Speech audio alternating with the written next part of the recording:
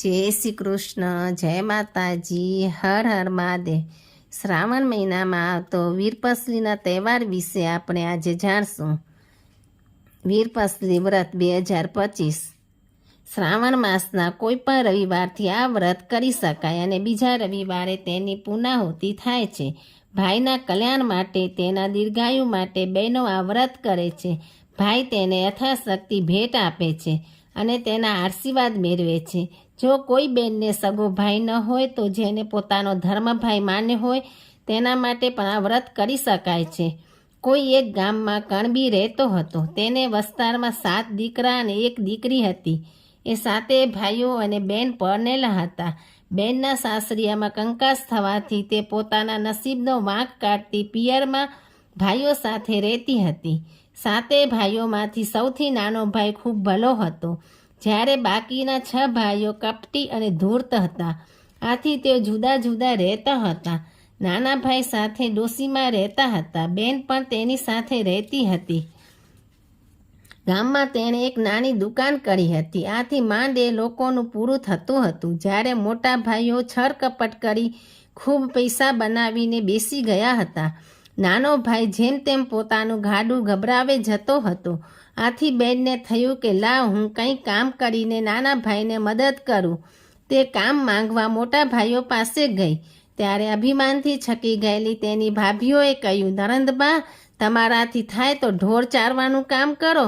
બિચારી બેનને તો કામ જોઈતું હતું. આથી તેણે ઢોર ચારવાનું કામ સ્વીકારી લીધું. સાંજે ઘેર જતી વખતે ભાભીઓ જે કાંઈ વધ્યું ઘટ્યું ખાવાનું આપે તે ઘેર લઈ જઈને વેચીને ખાઈ લેતા. એક વખત તે ઢોર ચારી રહી હતી. ત્યાં કેટલીક છોકરીઓએ વ્રત કરતી જોઈને તેને પૂછ્યું, બહેનો, તમે આ શેનું વ્રત કરો છો? એક છોકરીએ કહ્યું, આજે વીરપસલી છે. અમે વીરપસલીના દોરા લીધા છે. એ દોરો અમે ભાઈના જમણા હાથે બાંધીશું અને ભાઈનો ખોબો ભરાય એટલું અનાજ રાંધીને અમે જમીશું. બેને કહ્યું, એનાથી 100 લાભ થાય? છોકરીઓ કહે, ભાઈ બહેનને યથાશક્તિ ભેટ આપે અને બેન ખુશ થઈને ભાઈને આશીર્વાદ આપે, જેથી ભાઈનું આખું વર્ષ સુખ શાંતિમાં પસાર થાય. બેને પૂછ્યું, આ વ્રત કેવી રીતે કરવાનું?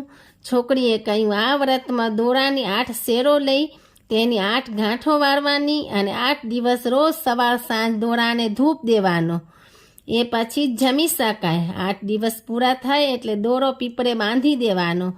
આમ કહી તેણે 8 દોરા બનાવી આપ્યા અને કહ્યું, આમાંના 7 દોરા તમારા ભાઈઓના કાંડે બાંધજો અને 8મો દોરો 8 દિવસ પછી પીપળે બાંધી દેજો. બેને હરખભેરે દોરા લઈ લીધા અને તેમનો આભાર માની તે ત્યાંથી ઘેર આવી માને પોતે આજે વીરપસલીનું વ્રત રાખ્યું છે એમ જણાવી ધૂપ દેવતા રાખવાનું કહ્યું. પરંતુ એવામાં તેની એક ભાભી આવી ચડી અને આ વ્રતની વાત સાંભળી બળી ગઈ. આથી તેણે જતાં જતાં ચૂલામાં પાણી નાખી દેવતાને ઠાળી દીધો. બેને આવીને જોયું તો ચૂલામાં કોઈએ પાણી રેડ્યું હતું. તે મનમાં સમજી ગઈ કે જરૂર આ તેની ભાભીના કારસ્તાન હશે. આથી તેણે ફરી ચૂલો સળગાવ્યો અને દોરાને ધૂપ દઈ પછી જમવા બેઠી. 8 દિવસ સુધી તેણે દોરાને ધૂપ દીધો. હવે વ્રત ઉજવવાનું હતું. આથી તેણે માને કહ્યું, માં, આજે મારે વ્રત ઉજવવાનું છે, તે માટે હું મારા ભાઈઓને દોરો બાંધી આવું. બેન તો હરખાતી ભાઈઓના ઘેર ગઈ અને દોરા બાંધવા માંડી. પરંતુ ભાભીઓએ છણકા કરી તેમના કાંડામાંથી દોરા કઢાવી નાખ્યા અને નરણને હળધૂત કરીને કાઢી મૂકી. બેન નિરાશ થઈ ઘેર પાછી આવી. એ વખતે નાનો ભાઈ હાજર હતો. તેણે હેતથી નાના ભાઈના કાંડે દોરો બાંધ્યો. ભાઈએ સ્નેહથી 1.25 શેર કોદરા, જે તેણે ખેતરમાં વાણિયાની દુકાનેથી ઉધાર લીધા હતા, તે આપ્યા. સાથે માટીનું એક ઢેફું અને તાંબાનો 1 પૈસો આપ્યો. બેને ભાઈના ઓવારણા લેતા કહ્યું, ભાઈ, કોદરા એ મારે મન કમોદ છે, માટીનું ઢેફું એ ઘોર છે અને તાંબાનો પૈસો એ રૂપિયા છે. મારી જાયા ભાઈના પ્રેમ આગળ લાખ રૂપિયા પણ વિસાતમાં નથી, માટે તું ઓછું ના આણીશ. એવામાં એક ચમત્કાર થયો. આંગણામાં પડેલા એક ખાટલા પર તેનો પતિ આવીને બેઠો હતો. ઘણા વર્ષે તે આજે તેને તેરવા આવ્યો હતો. માને થયું કે સાસરે જતી દીકરીને કંઈક આપવું જોઈએ, પણ એની પાસે આપવા જેવું કંઈ પણ ન હતું. આથી તે મોટા દીકરાઓની વહુઓને કહેવા ગઈ. તેમણે પોતાના ઉતરેલા સાલાની પોટલી સાસુમાને આપતા કહ્યું, નરંદબાને અમારા તરફથી આ ભેટમાં આપજો. સાસુએ ખુશ થઈને પોટલી લઈ લીધી અને ઘેર આવી તેણે પોટલી પોતાની દીકરીને આપી દીધી. જમાઈ દીકરીને લઈને ચાલતો થયો. નાનો ભાઈ તથા મા એને ગામના પાદર સુધી વરાવી આવ્યા. વર વહુ ચાલતા ચાલતા એક તળાવ પાસે આવી પહોંચ્યા. વહેલી સવારે નાયા ધોયા વગર નીકળ્યા હતા. આથી વહુને નાહવાનું મન થયું. તે તળાવના કિનારે નાહવા ગઈ. નાહ્યા પછી તેણે વર પાસે સાંડલો માંગ્યો. વરે પેલી પોટલી છોડી તો અંદર જાત જાતના રંગબેરંગી સાડલા હતા. આથી તેણે કહ્યું, ક્યાં રંગનો સાડલો આપું? આ સાંભળી વહુ વિચારમાં પડી. તેને થયું, ભાભીએ પોટલીમાં ચીંથરા જેવા સાડલા મૂક્યા હશે, તેથી પોતાનો પતિ આ મસ્કરીમાં બોલતો હશે. પણ ના, તેણે જોયું તો જાત જાતના સાડલા હતા. તે મનમાં સમજી ગઈ કે આ બધો રૂરો પ્રતાપ તેના વ્રતનો હતો. તેણે બીજી પોટલી છોડીને જોયું તો નાના ભાઈએ આપેલો તાંબાનો પૈસો સોનામોર બની ગયો, માટીનો ઘોર બની ગયો અને કોદરાની કમોદ બની ગઈ. વળતો બિચારો આભો બનીને આ બધું જોઈ જ રહ્યા કરતો હતો. પરંતુ વહુને તેના વ્રતના પ્રભાવની ખબર પડી ગઈ હતી. ત્યાર પછી તેણે વરને સોનામોર આપીને ગામમાં ખાવાનું લેવા મોકલ્યો. એટલામાં ફરી એક ચમત્કાર થયો. તળાવના કિનારે સરસ મજાનું ભવ્ય મકાન બની ગયું. વહુ તો એ મકાનની ત્રીજા માળની બારીમાં શણગાર સજીને પતિની વાટ જોતી ઊભી હતી. થોડી વારે તેનો પતિ આવી પહોંચ્યો અને તળાવના કિનારે આવું આલિશાન મકાન જોઈ વિચારમાં પડી ગયો. ત્યાં ત્રીજા માળની બારીએથી તેની વહુએ બોલાવ્યો અને તેને કહ્યું, સ્વામી, આ બધો રૂરો પ્રતાપ મારા વ્રતનો છે. અંદર આવો, હું જલ્દી રસોઈ કરી નાખું. વહુએ ચૂલો ખોદવા માંડ્યો. જ્યાં તે ખોદવા જાય ત્યાંથી સોનામોરો નીકળે. આથી તેણે ધરતીમાને પ્રાર્થના કરી કે હે ધરતીમાં, હવે ખમૈયા કરો. ચૂલા વગર હું રાંધીશ સી રીતે? છેવટે તેણે એક જ જગ્યાએ ખોદ્યું તો ત્યાંથી માટી નીકળી અને ત્યાં ચૂલો બનાવીને તેને રાંધવાની તૈયારી કરવા માંડી. આમ વર વહુ ખાય છે, પીએ છે ને મજા કરે છે. આ બાજુ વહુના ગામમાં એકાએક દુકાળ પડ્યો અને તેના પિયરિયા ભૂખે મરવા માંડ્યા. આથી તેઓ મજૂરી કરવા માટે પરગામ જવા નીકળ્યા. ચાલતા ચાલતા તેઓ વહુના મકાન પાસે આવી પહોંચ્યા.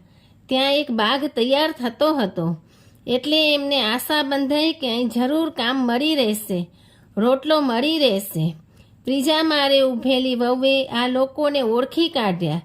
પરંતુ પાછલી વાત યાદ આવતા તે અટકી ગઈ અને તેણે એક નોકર મારફત એ લોકોને કામે વળગાડી દીધા. 6 ભાઈઓને તથા ભાભીઓને બાગમાં સખત મજૂરીના કામે લગાડી દીધા અને નાના ભાઈ, ભોજાઈ તથા માતા પિતાને પોતાની પાસે આરામથી રાખ્યા. 6 ભાઈ ભોજાઈઓ જમીન ખોદીને કંટાળી ગયા હતા, પણ તોલમાં આવ્યા હોય તે શું કરે? જો તેઓ મજૂરી કરે તો જ તેમને સાંજે ખાવાનું મળતું. આથી તેઓ મજૂરી કરવા લાગ્યા. જ્યારે નાના ભાઈ, ભોજાઈ તથા માતા પિતા વગર મજૂરીએ એસ આરામથી ખાઈ પીને લેર કરવા લાગ્યા. આથી તેઓ પોતાના નસીબનો વાંક કાઢવા લાગ્યા. બગીચાનું કામ પૂરું થયા પછી બેને મોટા ભાઈઓને તથા ભાભીઓને પોતાને ત્યાં જમવા બોલાવ્યા. તેમની સાથે નાના ભાઈ, ભોજાઈ અને માતા પિતાને પણ બેસાડ્યા.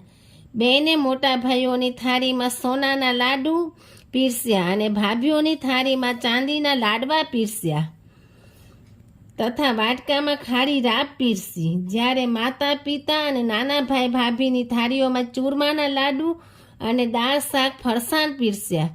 માતા પિતા અને નાના ભાઈ ભોજાઈ મોજથી લાડુ ખાતા જાય અને ઉપર દાળના સબરકા બોલાવતા જાય. જ્યારે મોટા ભાઈઓ ભાભીઓ એકબીજાના મોઢા સામે ટગર ટગર જોઈ બેસી રહ્યા. આ તે કઈ જાતનો વ્યવહાર? બેને જ્યારે તેમને ખાવા માટે આગ્રહ કર્યો ત્યારે તેઓ બોલી ઉઠ્યા, સોનાના લાડવા તે કંઈ ખવાતા હશે અને આ રાબ તો ખારી છે. ત્યારે બેને કહ્યું, ભાઈઓ, તમે મને હજુ ઓળખી નથી. હું તમારી એકની એક બેન છું.